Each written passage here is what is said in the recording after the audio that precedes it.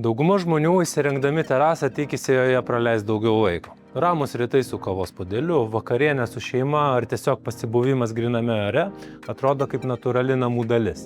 Tačiau realybėje viskas atrodo kiek kitaip.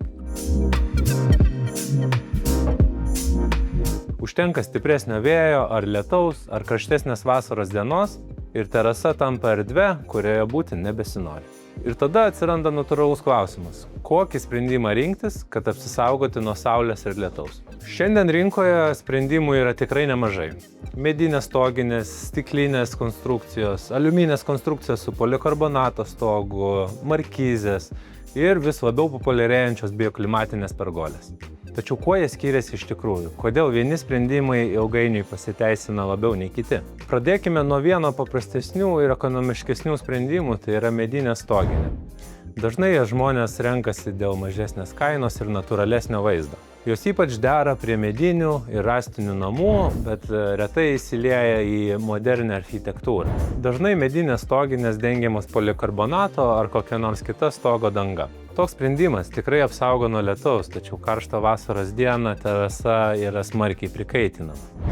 Dar vienas dažnai sutinkamas sprendimas yra stikliniai stogai ir stiklinės stoginės. Vizualiai jos atrodo lengvai ir leidžia išlaikyti daugiau natūralios šviesos tiek terasoje, tiek namų viduje. Bet pats jos praktiškumas priklauso nuo terasos vietos. Dažnai projektuojant namus, terasos yra orientuojamos į vakarinę arba pietinę pusę, kur saulė yra intensyviausia. Tačiau dažnai stiklinės stoginė nesukuria reikalingo šešėlio ar užuovėjos, o kai terasa turi didelius vitrininius langus ar duris, prikaista ne tik terasa, bet ir namų vidus. Dažnai stiklinės konstrukcijos yra kuriamos kaip atviresnis sprendimas, todėl norint ateityje užsidengti šonus nuo vėjo, galbūt suteikti daugiau privatumo, tampa didžiulė problema.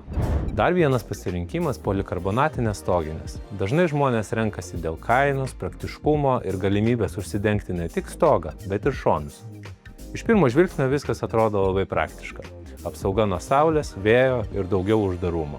Tačiau užtenka karštos vasaros savaitės ir uždara erdvė tampa vieta, kur trūksta oro cirkuliacijos, kaupiasi karštis, o terasa tampa vieta, kurioje tiesiog nebesinori būti. Ir tada žmonės pradeda ieškoti ne tik stogo virš galvos, o sprendimo, kuris leidžia terasai prisitaikyti prie oro sąlygų.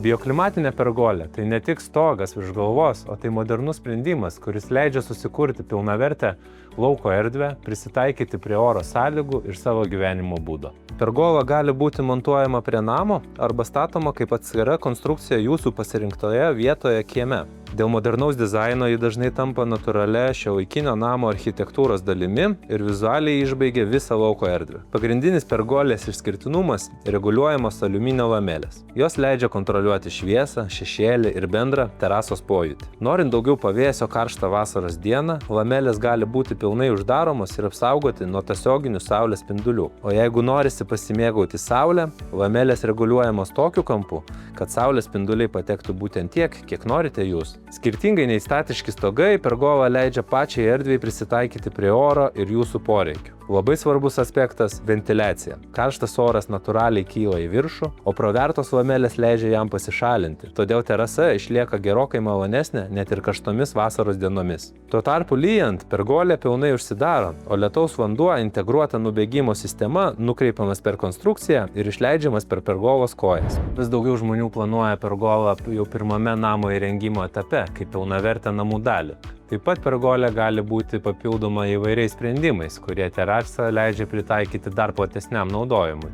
Vienas populiariausių sprendimų yra roletai. Roletai gali būti paprasti arba automatiniai. Jie padeda apsisaugoti nuo šoninės saulės, vėjo, vabzdžių ir suteikia daugiau privatumo nuo kaimynų ar aplinkinių akių. Tai ypač aktualu terasoms, kurios yra arčiau kaimynų, sklypų ar stipriau veikiamos vakarinės ar rytinės saulės. Tuo tarpu stumdomos stiklo sistemos leidžia susikurti dar uždaresnę ir jaukesnę erdvę. Jos suteikia papildomą apsaugą nuo vėjo, padeda išlaikyti šilumą ir leidžia terasa naudotis gerokai ilgesnį laiką per metus. Dėl to terasa tampa tarsi tarpinė erdvė tarp namų ir lauko. lauko. Vieta, kurioje galima jaustis komfortiškai, bet tuo pačiu išlikti arčiau gamtos. O kartu naudojant šildytuvus, terasa gali būti naudojama gerokai anksčiau, pavasarį ir ilgiau rudenį. Pergolos taip pat gali būti komplektuojamos su lietaus davikliais, kurie automatiškai uždaro lamelės prasidėjus lietui, papildomomis lamelių sienelėmis ar kitais individualiais sprendimais pagal konkrečius poreikius. Nors ir internete galima rasti daugybę pergolių variantų, daugumai žmonių kyla klausimai pradėjus gilintis giliau. Kokio dydžio pergolė man reikalinga ir kurioje vietoje man ją statyti? Kaip man ją tvirtinti prie namo ar pagrindo? Kokia turėtų būti lamelių atidarymo kryptis? Ir kokie priedai man būtų reikalingi ir kurie konkrečiu atveju galėtų būti visai nenaudojami? Būtent tokie sprendimai prasideda nuo konsultacijos ir realios situacijos įvertinimo. Mes vykstame pas klientus, įvertiname terasą, montavimo galimybės, pergolės orientaciją, iš kur šviečia saulė, iš kur pučia vėjas, iš kur krypsta kaimynų akys.